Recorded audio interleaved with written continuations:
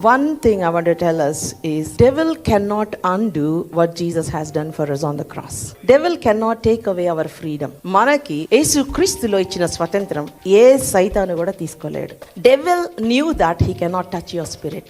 మీ spirit ని వాడు touch చేయలేడు. He cannot touch your spirit. కానీ he can convince a believer that he is a very weak person, that he is still under bondage. He plays with mind. తో game ఆడతాడు. మీరు చాలా బలహీనులు, మీరు ఇది చెయ్యలేరు, మీరు బంధకంలో ఉన్నారు అంటే దేవుడు ఒక పెద్ద ప్యాలెస్ ఇచ్చినా ఈ ప్యాలెస్ నాది కాదు అని వెళ్ళి స్టోర్ రూమ్ లో పడుకుంటారు అనమాట. అది ఎందుకు? దేవుని గురించిన అనుభవ జ్ఞానము లేనివారు. When we have that experiential knowledge of Jesus Christ, we will walk in the power of God. దేవుని శక్తిలో మనం నడుస్తాం. Our minds should be renewed and transformed. మన మనసు రూపాంతరము చెందాలి.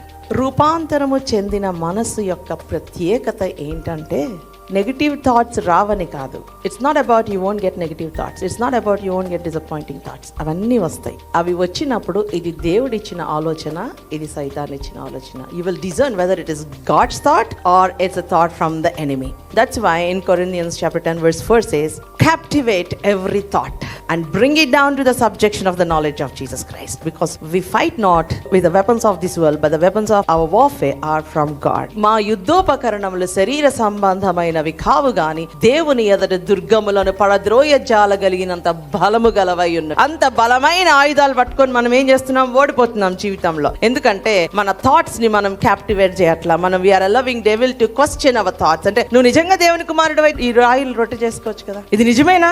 దేవుడు నిన్ను నిజంగా ఈ పండు తినొద్దన్నాడా? కొన్నిసార్లు కష్టాలు వచ్చినప్పుడు నిజమేనా అసలు దేవుడు సేవకు పిలుచుకున్నాడా నిన్ను? సేవకు పిలుచుకుంటే ఎందుకు ఈ కష్టాలు? Why are you going through this? Is it true? సమస్యలు వస్తూ ఉంటాయి సేవలో, చాలాసార్లు డిసప్పాయింట్మెంట్స్ వస్తుంటాయి. ఒక్కొక్కసారి కన్నీళ్ళన్నీ తుడుచుకొని వచ్చి వాక్యం చెప్పాల్సిన పరిస్థితులు వస్తాయి. రైట్? ప్రభా రాత్రి అంతా ప్రార్థన చేశాను కానీ ఏమైంది? ఏం కాలేదు. ఇది నిజమేనా? Has God really called me? Why am I going through this challenges? అప్పుడు ఏం చేయాలంటే రూపాంతరం చెందిన మనసు ఏం చేస్తుంటే it will take the thoughts and bring it under feet and say I'm going to walk in the power of God. Hallelujah. నేను దేవుని శక్తిలో నడుస్తాను. Not by what I think. Hallelujah. It's not by my might, it's not by my power, but it's by the power of the holy spirit. I'm going to do this. So దేవుని గురించిన అనుభవ జ్ఞానములోకి మనం వెళ్ళామనుకోండి, this world will see a different God. ఈ లోకం ఒక different గాడ్ని చూస్తుంది.